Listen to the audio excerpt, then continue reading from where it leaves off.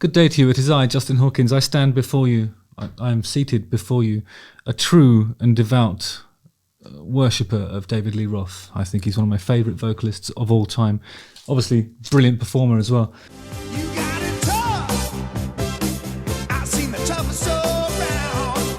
I've just seen some footage of him performing in the House of Blues, Las Vegas in 2020. A few people have mentioned that I should probably talk about David Lee Roth just because of, in the context of, should he too consider what's best for his legacy at this point, and is it apt for him to carry on performing?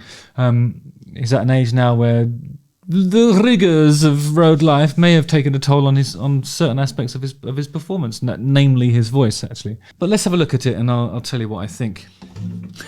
Not that anyone gives a fuck what I think, apart from me and you. Justin Hawkins rides again.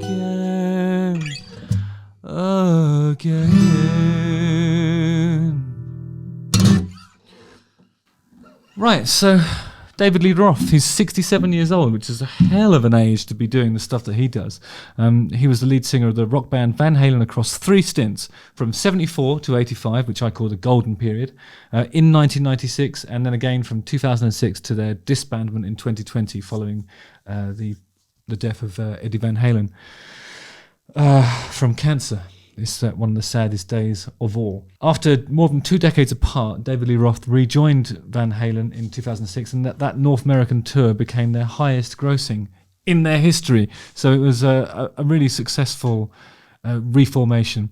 He's a martial artist, as am I. Some of you already know that.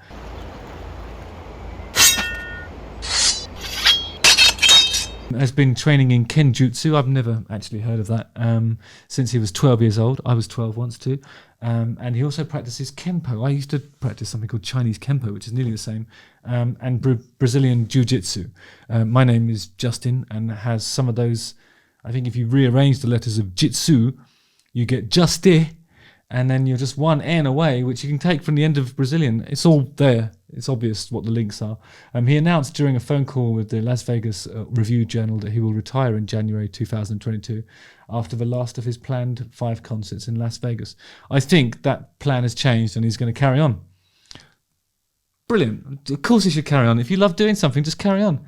You don't have to buy the tickets. You know what I mean? There's no pressure. Just don't go if you don't like it. Simple as that. But there are some sort of really unsavoury remarks on in the comment section of this YouTube video that I was looking at. Things like, some lose their voice, some get lucky. It's part of your body that you have to take care of, especially when it's your bread and butter. Frankie Valli still has it. Ann Wilson still has it. John Bon Jovi? No. Paul McCartney? No. According to this person, Billy B. And now hearing Dave is doing the right thing, retiring. And then there's a reply here that says, overdoing the drugs, booze and cigarettes will make a big difference. Probably some truth in that.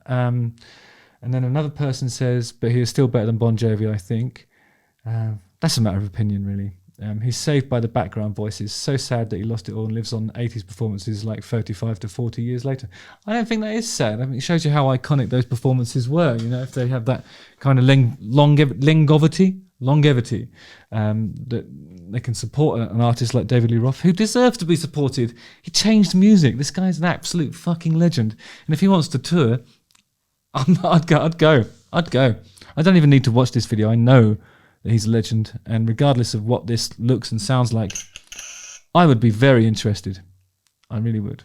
That thing, like, I spoke to one of my dear friends who's a music journalist a few weeks ago, and he said that one of his friends urged him to go and see Queen at the end of the Freddie, just before Freddie died. And it was kind of like the last tour, and everybody knew it was the last tour. And he was a bit reluctant to go because he loved Queen and he loved the 70s stuff. He was less enamoured with the 80s stuff and wasn't that thrilled with the things that happened nearer the end of Freddie's career and life. But he went, and he was so grateful after the event that he'd actually had a chance to see them. I think if you haven't seen David Lee Roth perform, go and see him perform. You've got to. It doesn't matter how it differs from what we call golden era Diamond Dave. You just got to go. Let's have a look at this. Let's see what the problem is. I think we all know each other.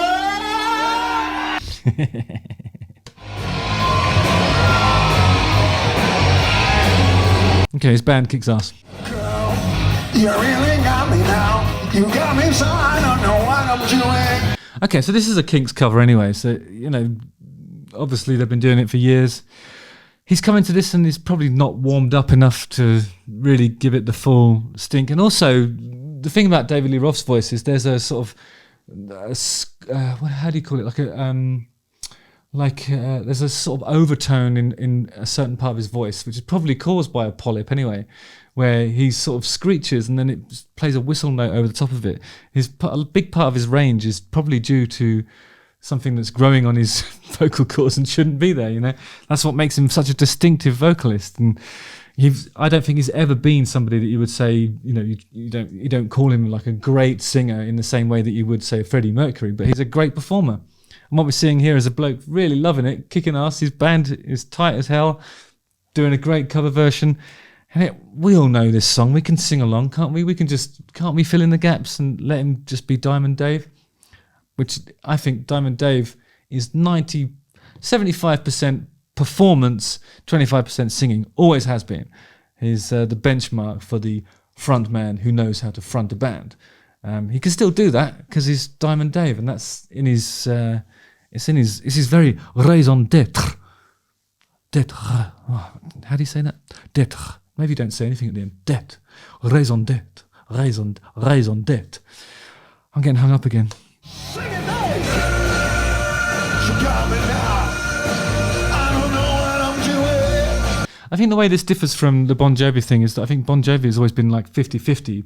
He's a great performer, great vocalist. With Diamond Dave, it's kind of like 25-75 in favour of the performance elements. Freddie Mercury, I would say,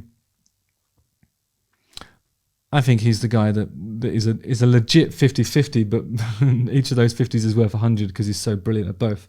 So let's not talk about Freddie. That doesn't count. So I think in Bon Jovi's case, I think it's more of an issue because there's something really spectacular about him doing a performance that lands, and he's sort of singing. When Bon Jovi sings well, there's nobody else that can actually do that. It's amazing. I mean, it's literally amazing. A lot of it's to do with his anatomy, and a lot of it's to do with the experience and the soul that he sings with. He's a great singer. You've got to say that. So when his voice suffers, the show really suffers in a different way to how a David Lee Roth show will suffer.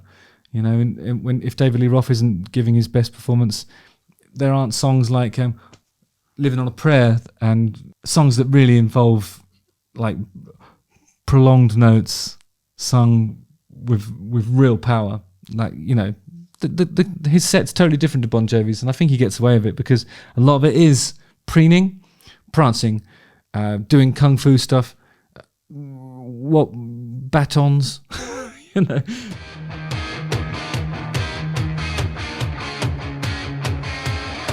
It's all about the visuals, I think, with Diamond Dave. Oh, yeah. Got me now.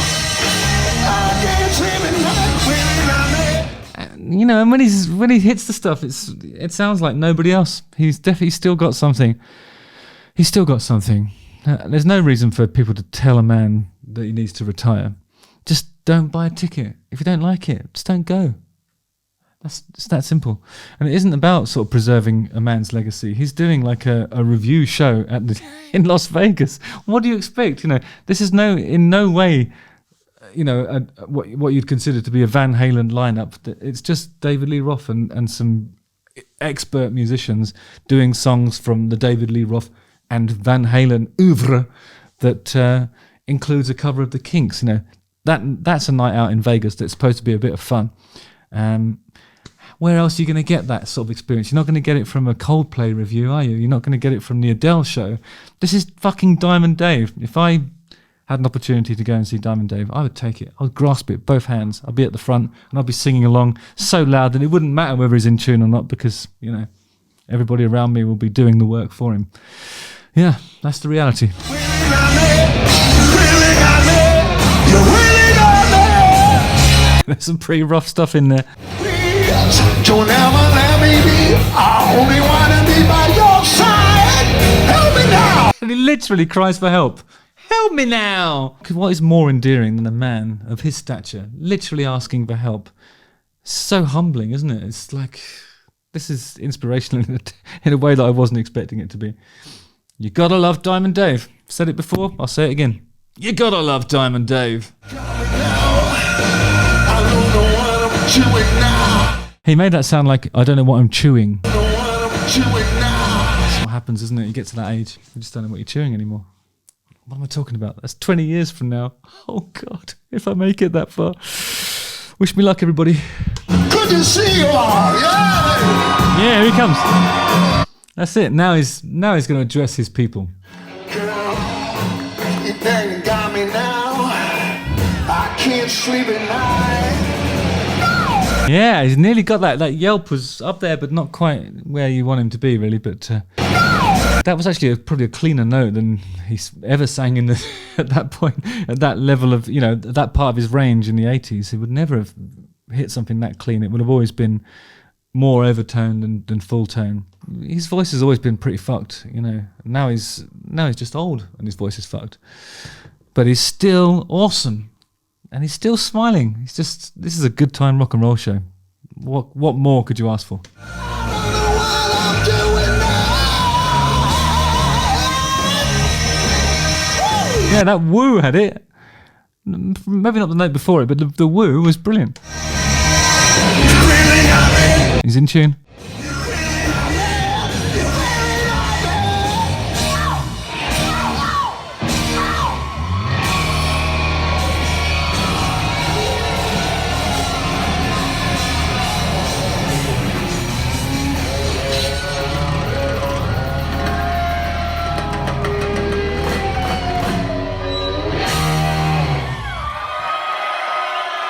No, Bon Jovi should not retire.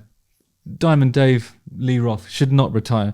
Find a way to hit back. If you're having trouble with your voice, see an expert. Listen to the people that know, but acknowledge it and work on it. If you're having great times doing rocking, don't let anybody stop you. That goes for everybody, doesn't it? It goes for people who are just starting out, people who are in their 60s, people who are in their 70s. Rock needs you. Rock needs Diamond Dave, and people like him. People like him. People love him because we need people like him. You know what I mean? Justin Hawkins writes again.